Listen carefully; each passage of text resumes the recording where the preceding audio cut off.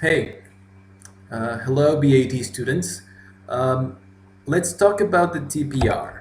The first thing that we need to do is understand what the project is.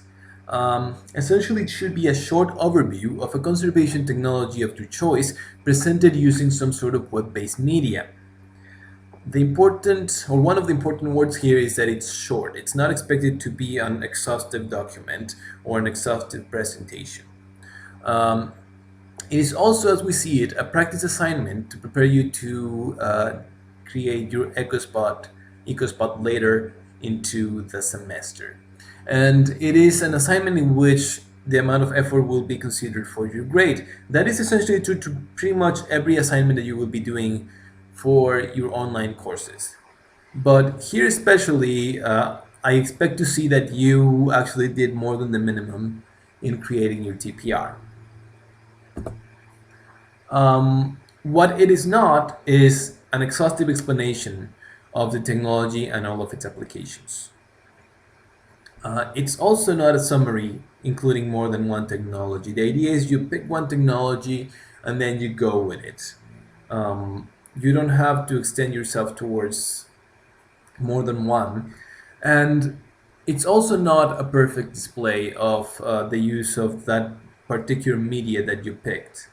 Um, we understand that for many of you, this is the first time that you are encountering uh, the media technology that you're using. And for that reason, we are not expecting perfection. Um, and also because, as I said, this is in preparation for the EcoSpot. Now, the first thing to know whenever you are creating any kind of content is to consider your audience. In this case, your audience is not me, it's not, as I said, your instructor, it is your peers in your class and the general public. Think about it this way.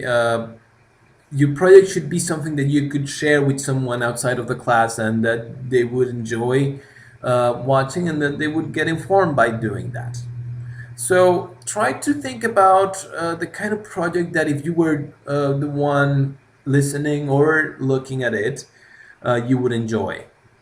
And as a necessary part of that, you just try to make it entertaining and fun. Some things that you must consider when you're doing a project for a general audience, and I would say for anyone, just out of kindness to your audience, is to avoid having walls of text. If you're doing, any sort of format that resembles a presentation, and the reason for that is no one really reads those. They're just boring, and then you can do way better using images and diagrams, or cutting up your text into smaller sections. Uh, the other thing that you don't want to do, especially if you are using an audio format, is to just read from a piece of paper in a monotone way. You want to make it sort of like a conversational style when you're doing these things so that you will keep the attention of whoever's listening. Now, as far as length, I've been getting a few questions from students saying, hey, how long does it have to be? And I'll tell you, there's no minimum length requirement. Um, the main thing here is not how long it is, but that you include all the requirements that are listed for the assignment. If you're doing just a couple minutes, you're not going to be able to include all of those requirements. So it is important that you look at them, and as long as you have those requirements, then you're probably okay as far as length. Um, there's also no official maximum length. However, I am recommending that you don't go over 10 minutes. And that is, again, out of consideration for your audience. You don't want to take too much of their time, and it might get boring if you go for over 10 minutes on your topic. So, of course, all of these mainly applies for formats that actually have a time limit. There's some media formats that don't. And in that case, I just suggest that, try to make sure that the content that you're creating can be seen in 10 minutes. that it won't take more than that to go over what you produced. Now, going back to those requirements, you need to have a description of the technology. You need to have an example that shows how the technology is applied. You need to cover two strengths and two weaknesses at a minimum. And then you need to have citations for a minimum of 3 references.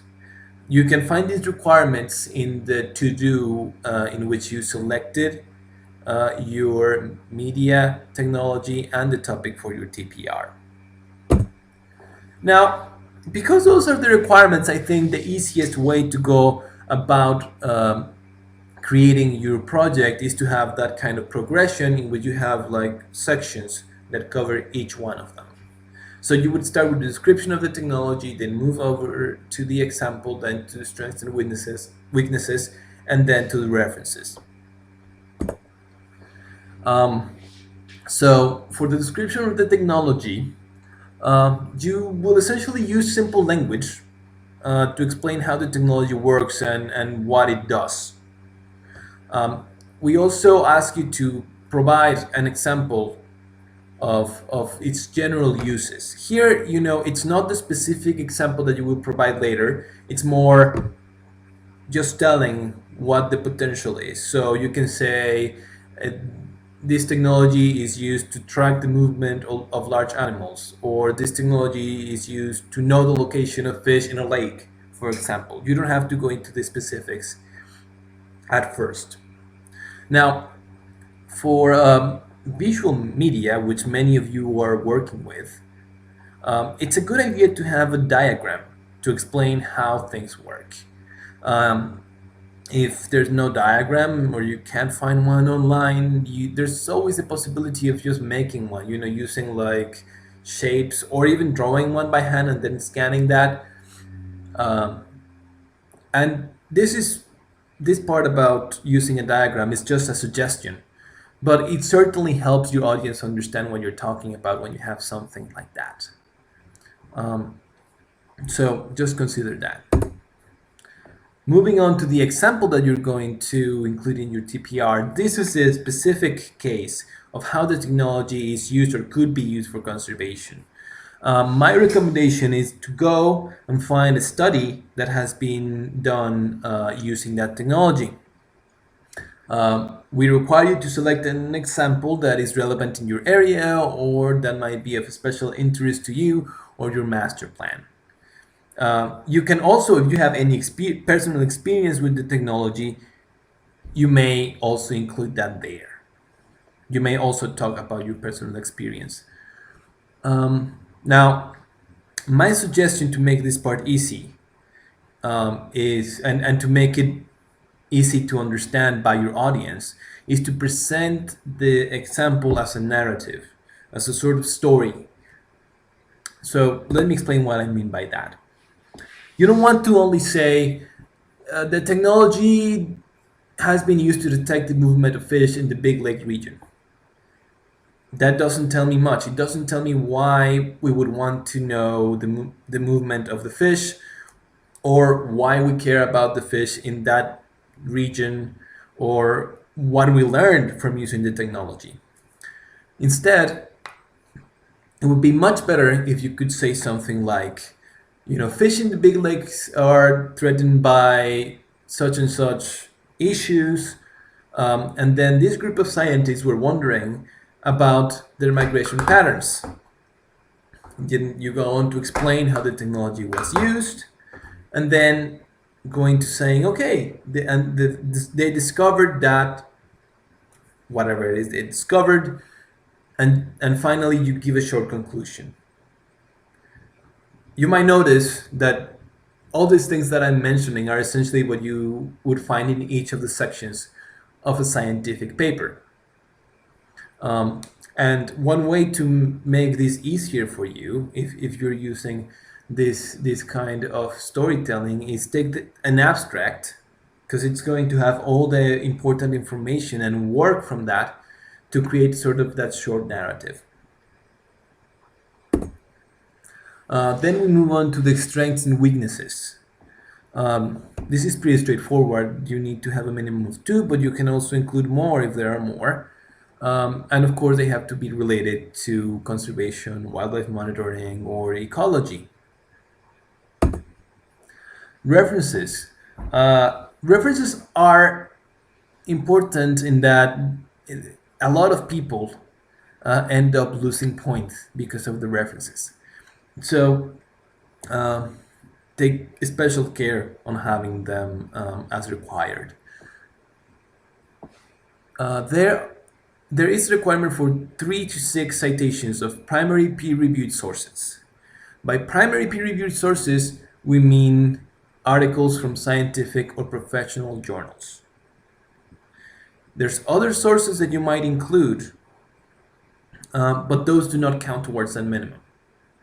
So, for example, books or government reports or reports by NGOs are not peer reviewed, so they do not count towards your minimum of 3. Other sources like websites are also not peer reviewed, and maybe you should think twice about using sources like that because anyone can put stuff online. But the important thing is that you use at least 3 peer-reviewed sources. Now, the style for references that we use for this class is APA. Now, it doesn't make a lot of sense to me to require everyone to use it. So if you want to use a different style for this project, that is okay. However, you have to be consistent. If you're using a different style, all of your references in this project have to be in that same style. I don't want to see that you have one reference in APA and another reference in MLA and another references in some different style. It has to look professional, and for that reason you have to be consistent within the project. For visual formats, you should include your list of references somewhere visible. That should be fairly easy. It might be a slide if you're doing something that resembles a presentation, or just put them somewhere if it's a different kind of format. Now, if you're doing something that is only audio, then you can't really do that. So what I'm asking you to do is to put the list of references in the post that that you are including the link to your TPR, or that you are putting your TPR as an attachment. In that post, you put your list of references. And that's, again, only for those formats in which it's not possible to have them included in the TPR itself. Now, the other side of references is in-text citations. Those are important because they tell me, your references that you're including, what did you use them for? What information comes from each one of those references? So you need to have those. The important thing is to have the basic information for the sources of your project. So I am not requiring you to include it exactly as you would in text. Instead of that, you can modify it a little bit so that it, again, gives it a more fluid way of including that information, which is essentially the year and author for each one of the sources. So instead of saying Wansmat et al. 2013 described the structure, which sounds totally not like something you would use in normal conversation, you can say instead, in 2013, a group of scientists led by Theodore Wasman described the structure. Also, a note on in-text citations. You should have in-text citations, or at least that information, the author and year, included in the body of the TPR for each and every reference that you're including in your list of references at the end. So if you have a full reference for something, you also need to be mentioning that source somewhere in the body of your project. And with that, I want to say thank you for listening. Let's see. There we are. So thank you for listening. Um, I hope that I helped you make things clearer for your TPR. If you still have questions, you can always email me. You can also post something to as a reply to any of my posts in the workshop. If you want to have a one-on-one real-time conversation using Skype or Google Hangouts, we also can do that. You just need to send me an email, or you can also sign up for my office hours. There's a link to sign up for my office hours in the Instructor's Corner. So I will be available and I can help you if you still have further questions, or if you're getting stuck with your TPR or you're frustrated because things are not working, we can figure something out.